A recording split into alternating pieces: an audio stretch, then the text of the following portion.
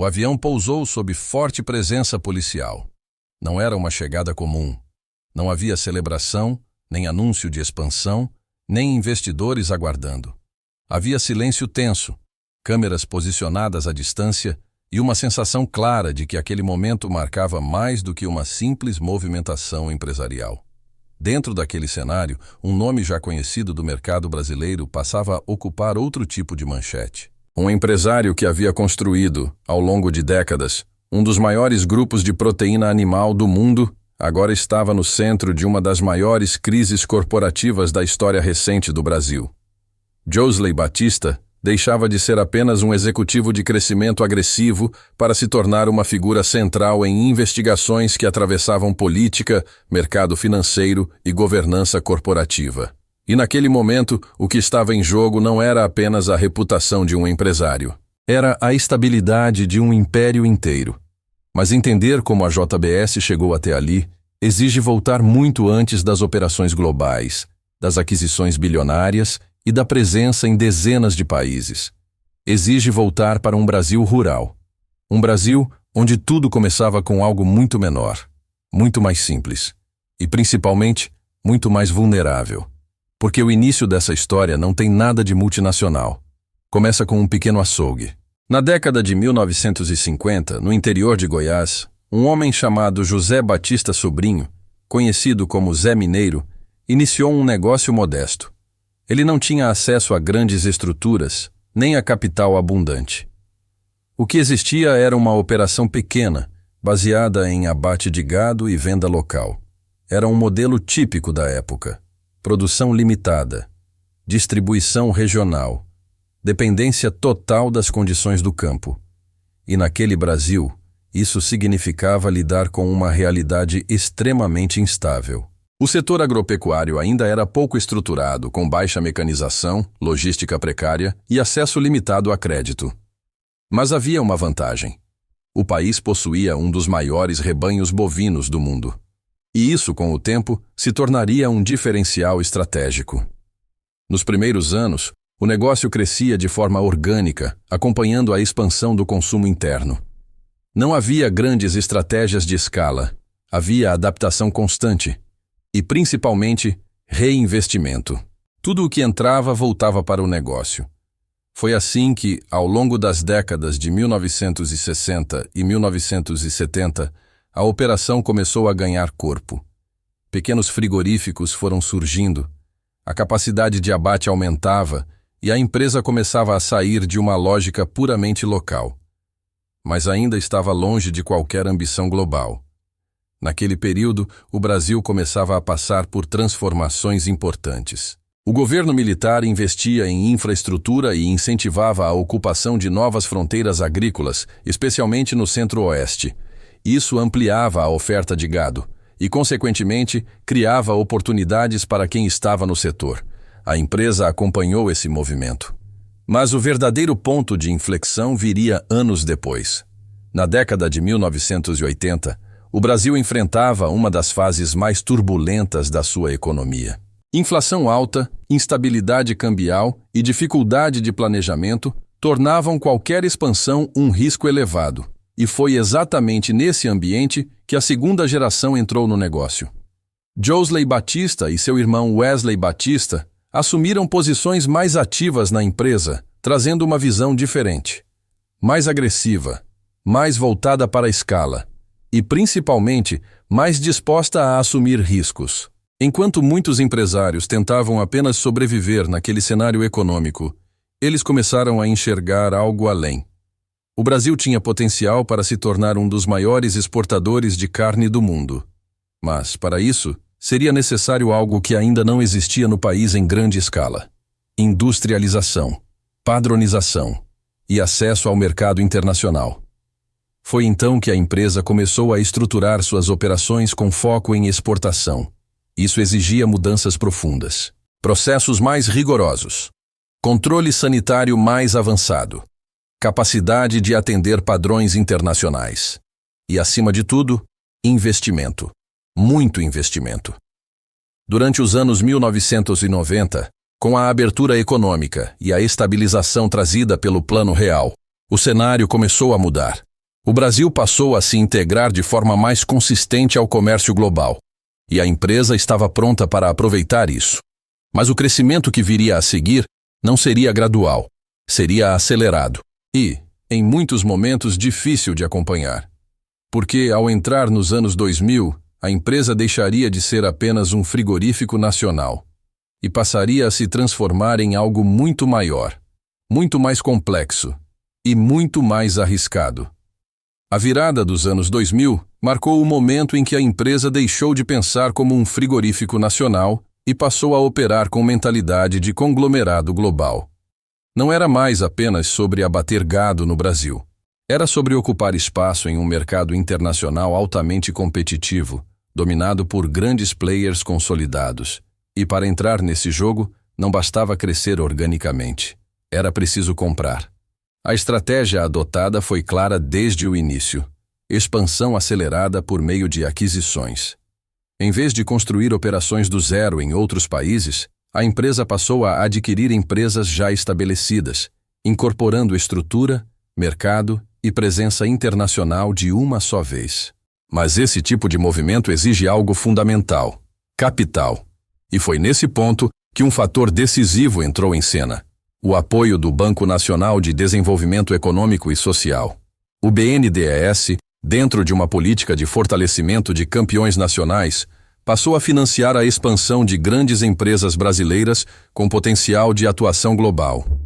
A lógica era criar grupos capazes de competir internacionalmente, aumentando a presença do Brasil em mercados estratégicos. A empresa se encaixava perfeitamente nesse perfil: setor agropecuário forte, capacidade de produção elevada e potencial de exportação em larga escala. Com acesso a financiamento e capital, a expansão ganhou velocidade. E o primeiro grande salto veio com a aquisição da Swift & Company, uma tradicional empresa norte-americana do setor de carnes. Aquilo não era apenas uma compra, era uma mudança de patamar. De uma empresa brasileira relevante, o grupo passava a ter presença direta no maior mercado consumidor do mundo. E isso foi apenas o começo. Nos anos seguintes, vieram outras aquisições importantes. Empresas nos Estados Unidos, na Austrália e em diversos outros mercados foram incorporadas, ampliando rapidamente a presença global. Cada nova aquisição aumentava o tamanho da operação, mas também aumentava a complexidade, porque integrar empresas de diferentes países, com culturas distintas, legislações próprias e cadeias produtivas específicas, não é um processo simples. E ainda assim, a expansão continuava. A empresa crescia em ritmo acelerado, tornando-se, em poucos anos, uma das maiores processadoras de proteína animal do mundo. Mas esse crescimento tinha um custo: alavancagem. O modelo dependia fortemente de financiamento. Aquisições bilionárias exigiam estrutura de capital robusta, e isso aumentava o nível de endividamento da empresa. Enquanto o crescimento era contínuo, isso parecia sustentável, mas, estruturalmente, criava vulnerabilidades, porque qualquer mudança no cenário poderia impactar diretamente a capacidade de manter esse ritmo. Ao mesmo tempo, o contexto macroeconômico favorecia. A demanda global por proteína animal crescia, especialmente impulsionada por países emergentes como China e outros mercados asiáticos. O Brasil, com sua capacidade produtiva e custo competitivo, se tornava um fornecedor estratégico. E a empresa estava posicionada exatamente no centro desse movimento. Exportava para dezenas de países, operava em múltiplas moedas e tinha uma escala que poucos concorrentes conseguiam alcançar. Mas, conforme o tamanho aumentava, outra camada começava a ganhar importância: governança. E é aqui que começam a aparecer os primeiros sinais de fragilidade estrutural. Porque crescer rápido demais, muitas vezes, significa construir estruturas internas que não acompanham o ritmo da expansão. Processos de controle, transparência, gestão de riscos. Tudo isso precisa evoluir na mesma velocidade, e nem sempre isso acontece. Ao longo dos anos, a empresa se tornou cada vez mais complexa. Subsidiárias em diferentes países, operações diversas e uma estrutura corporativa que exigia coordenação constante.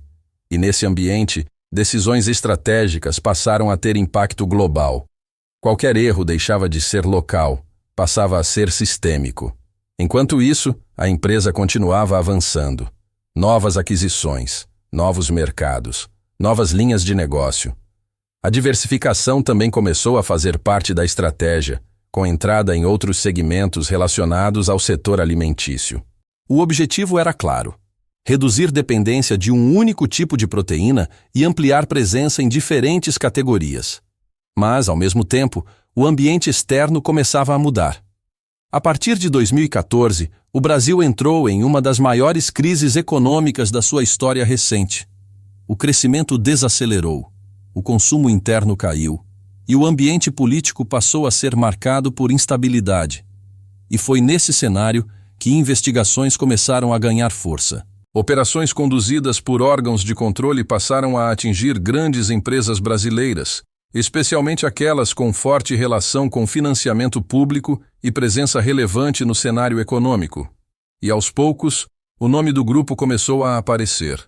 O que antes era apenas crescimento acelerado passou a ser analisado sob outra perspectiva. Relações institucionais, estrutura de financiamento e práticas internas. Mas o ponto de ruptura ainda estava por vir. Porque, em determinado momento, a crise deixaria de ser apenas uma investigação e se tornaria algo muito maior. Algo que afetaria diretamente o mercado financeiro, a política nacional e a própria sobrevivência do império.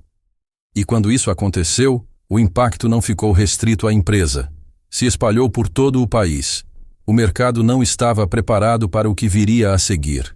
Quando as informações começaram a circular, não se tratava mais de rumores ou investigações em andamento. Era algo concreto, documentado e com impacto imediato. O que antes era uma empresa em expansão global passava, em questão de horas, a ocupar o centro de uma crise institucional sem precedentes. Gravações vieram à tona, acordos foram revelados, e de repente, o nome de Joesley Batista estava diretamente ligado a um dos episódios mais impactantes da relação entre grandes empresas e o poder político no Brasil. A repercussão foi imediata. O mercado financeiro reagiu com força. As ações da JBS despencaram, investidores correram para reduzir exposição, e a confiança na empresa foi colocada em xeque. O que havia sido construído ao longo de décadas parecia, naquele momento, extremamente vulnerável. Mas o impacto não ficou restrito ao mercado. Ele atingiu o centro do poder. As revelações tiveram efeitos diretos no cenário político brasileiro, ampliando uma crise que já estava em curso. O episódio passou a ser um dos marcos mais relevantes daquele período, com consequências que ultrapassaram o ambiente empresarial. E dentro da empresa, o cenário era crítico. O risco já não era apenas reputacional, era estrutural. Endividamento elevado, operação global complexa e agora uma crise de confiança. Em empresas desse porte, a confiança é um dos ativos mais importantes. E naquele momento, ela estava comprometida. A resposta precisava ser rápida. E foi. Mudanças na governança começaram a ser implementadas. A empresa buscou reforçar mecanismos de controle, aumentar transparência e reorganizar sua estrutura interna. A gestão passou por ajustes, e o foco deixou de ser crescimento acelerado para se tornar estabilização. Era necessário preservar o que ainda estava de pé. Ao mesmo tempo, a operação global continuava funcionando. Frigoríficos não param. A cadeia de produção de alimentos é contínua. E isso, de certa forma, ajudou a empresa a manter fluxo de caixa mesmo em meio à crise. Mas sobreviver não significava estar fora de risco. Era preciso reconstruir. E essa reconstrução aconteceu em camadas. Primeiro, controle da crise. Depois, reorganização financeira. E, em seguida, retomada gradual da confiança do mercado. Ao longo dos anos seguintes, a empresa começou a mostrar sinais de recuperação. A demanda global por proteína animal continuava forte, e a presença internacional construída anteriormente se tornava um diferencial importante. Enquanto o Brasil enfrentava oscilações econômicas, a operação global permitia compensar perdas em determinados mercados com ganhos em outros. Esse foi um dos fatores que sustentaram a recuperação. Outro ponto importante foi a diversificação. A empresa já não dependia apenas de um único produto ou mercado. Operava em diferentes segmentos e regiões, o que aumentava sua resiliência. E aos poucos, o cenário começou a mudar. As ações voltaram a subir. Resultados operacionais começaram a melhorar. E a empresa retomou parte da confiança perdida. Mas não sem mudanças. O período pós-crise trouxe uma nova postura, mais cautela, mais controle e, principalmente, uma atenção maior à governança. Porque, depois de um episódio daquela magnitude, o mercado passa a olhar de forma diferente. Hoje, a JBS é reconhecida como uma das maiores empresas de alimentos do mundo. Sua operação está presente em dezenas de países, com atuação em diferentes segmentos de proteína animal e produtos processados. O grupo controla marcas conhecidas internacionalmente e possui uma estrutura que vai muito além do que existia nas primeiras décadas da empresa. Mas o caminho até aqui deixou marcas. A crise não foi esquecida. Ela passou a fazer parte da história do negócio e, de certa forma, redefiniu a forma como a empresa é percebida. Hoje, o grupo segue operando em larga escala, com receitas bilionárias e presença global consolidada. Ao mesmo tempo, continua sendo acompanhado de perto por mercado, investidores e instituições, porque empresas desse tamanho não operam mais apenas no ambiente comercial. Operam em um ecossistema onde decisões têm impacto econômico, social e político. A história da JBS não é apenas sobre crescimento, é sobre velocidade, sobre risco e sobre o custo de decisões que, em determinados momentos, podem redefinir completamente o destino de um negócio.